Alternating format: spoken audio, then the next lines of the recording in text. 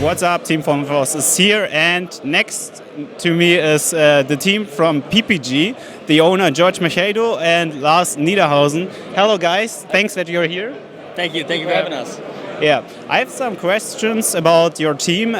First of all, what is PPG? PPG stands for Pro Play Games. It's a store brand team that I founded about 2 years ago. And we're from America. We're an OTS store, so we hold official Konami events, and we have a team and a brand and all that stuff. So that's pretty much where we're at. Okay, so you're at the moment really dominant. I think you have the most successful players in the world at the moment. There are, I think, difference about Team A and B. What is Team A and what is Team B? Well, Team A is all the really good players that are out there, that had several YCS wins, like Frazier and Patrick Hoban, and they have and then we have Team B, come up, runner up, that are topping constantly, but still not having the same outcome as Patrick Hoban or Frazier's, for example. They don't have the wins, they have several tops, but so they're on their way, but you can't have them in the same team because, Okay. They want to feel kind of different, and they want to have a competition between each other. So we ensure that they even have competition between the teams. So that's why we have Team A and Team B. Okay. You have now a team in Europe and a team in USA. You want to extend more PPG, or do you want to stay in those continents? No, I mean, we want to be as widespread as possible. We want to have players from all over the world. We also have people in South America. We have Andres Torres from Colombia. We have Jose from Mexico. We have another Jose from Peru. We have a Long Dao from Austria. Our goal is to just be as worldwide as possible so that everybody feels like they have a chance. That's why we made an international team, because we didn't want to make the whole Americans get more YCSs, more opportunities to play. Other Europeans and everybody else, they don't get as many opportunities to play, but we still acknowledge that they are talented at the game. Just because they don't have too many opportunities doesn't mean that they should be shut out from the opportunity of being associated with our brand. So we want as many people associated with us as possible, even fans here that are wearing PPG or PPG mats. Yeah. We still consider them, part of the team family, but they won't get the same payouts or compensations and stuff as other players, but they'll still be treated by us like family. So. Okay. What is for you guys the biggest difference between the Europe and USA players and also the events? Wow, that's kind of a hard question. Well, event-wise, pretty much we have the same player numbers right now. I mean, we have 200 less than YCS Anaheim or Atlanta or whatever, but it's right now. I have been visiting several YCSs over there in the last year, and it's pretty much right now it's the same. It's player wise and player base wise, they're the same strong. You remember when the last years we had EU is better than NA or NA is better than EU. This shit talk. I personally don't see any of this. It's both of them are just good where it's at. So for me there is no really difference. Just American players are more passionate about the game than Europeans. Oh, and if I tell more passionate, it's true, because we have locals here. We have local players that are 2 or 3 days there in the locals. There you have locals. The players are 7 days in the locals. So that's kind of difference. Yeah, but the player quality, I think it's the same right now. Okay. Is your team also communicating between the continents? Yeah, we have all our players from A team and international team. We consider the international team A team. So they're part of the same chat. B team is also part of the same chat. So any type of communications, especially for events, and when we know we'll have these 4 players at this event, we'll make another chat just so that those players can communicate with themselves on what deck choices, as well as the team chat, which will be everybody will be in the team chat. Sometimes it gets off topic. Most of the time it stays on topic. They're all communicating within each other. That's why we made A team and B team, not to keep them separate in a way. We just wanted to let people know that this is the Hall of Fame team. You have all these guys to look up to that have done it before in the past, and then you have these new rising talents on B team. They might not have gotten as many opportunities or accomplishments under their belt, but they have those guys to look up to. They have those accomplishments to look up to, that experience. Oh, I've been to Worlds. This is what happens at Worlds. Oh, I've been to Nats. The atmosphere is so much crazier. Look, the judges rule things this way, more than this way. So it's just more of a teaching, way, so we can get more people into it. We're not trying to stay with only the best people associated with our brand and block everyone else out. We're not trying to do that. We're trying to make it so that other people can look up to these guys, have the information, have access to it, through our YouTube channel or Facebook page. We try to be as transparent as possible so that they can see that, and then still have an opportunity to be there by being on B team. Even people with 1 top, 2 tops, they have the opportunity to be that, and that's what we kind of want to show to people. Yeah, that's great. How do you see being in the team? What is it for you?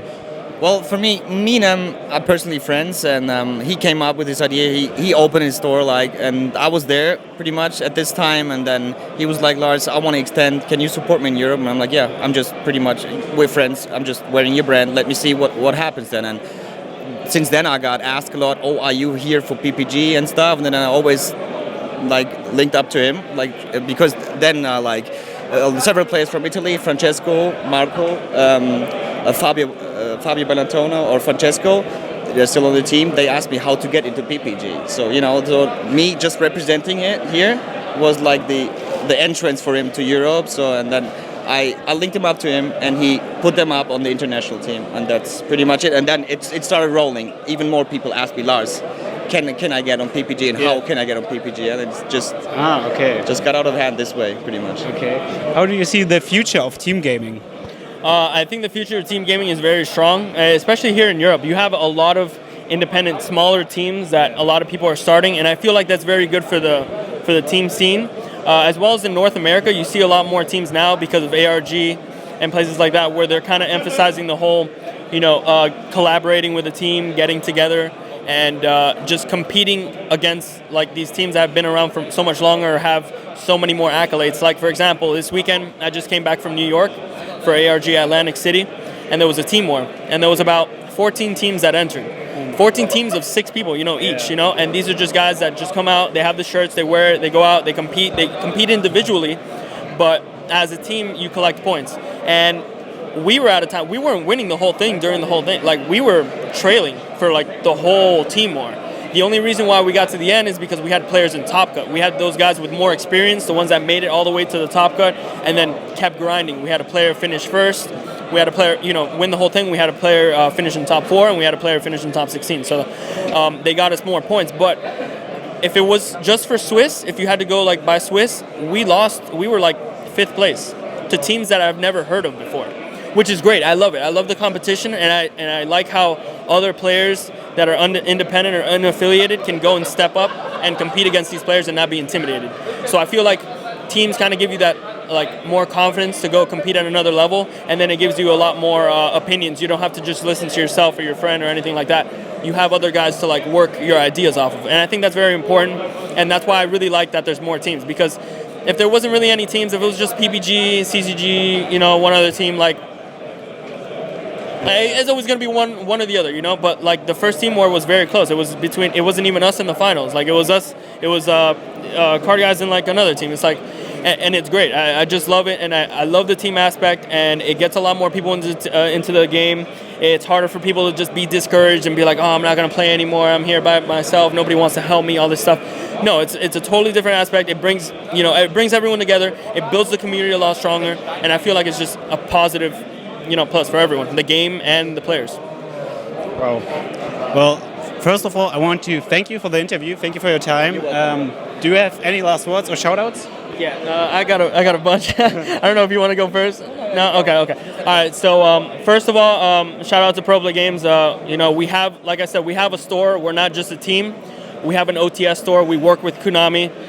We're very good representatives, Konami. We run regionals. We host regionals. We run YCSs, all that stuff. So we do everything we can for the game, Yu-Gi-Oh! In itself, as well as supporting the player. We didn't have to make a team, but we made a team just to support the players. 2, shout out to the players, our team. Everybody who represented us, whether you're on A team, B team, international team, or our fans. We had a few fans this weekend. We're like, oh, please let me get a shirt. Please let me get a mat. No problem. And the more people wearing our brand, the better it makes us feel, better it makes them feel they're part of, something special, because we're not just part of, one cause. We're part of, multiple different causes, and we're trying to help out as much as we can. And then shout out to everyone back in Florida. That's where we're from, Miami, Florida. So, you know, thank you guys for representing us. You know, we made it overseas. Everybody here loves us. They're fans of you guys. Hopefully our players make it down here. They were at the Ultimate Duelist Series in Las Vegas this weekend, which is why they weren't able to make it out. And third, lastly, you know, shout out to Konami. I mean, like, without Konami, we wouldn't be here. You know, we're primarily a Yu-Gi-Oh! Based store. And shout out to them to supporting us, you know, making it an official tournament store and backing everything that we do. Oh, yeah, one last one shout out, very important. Ultra Pro right here. This is our sponsor. This is a $1 billion publicly traded company. This is actually the first huge company to go out and sponsor a legitimate team and like keep constant contact and give us a lot of product. Like recently they gave us those Eclipse sleeves. They haven't even come out yet. They don't even have an official release date. They sent us like 10 cases of them for our players. And we just started giving them out. We started giving them out for free to players. Like, oh, you're pro player.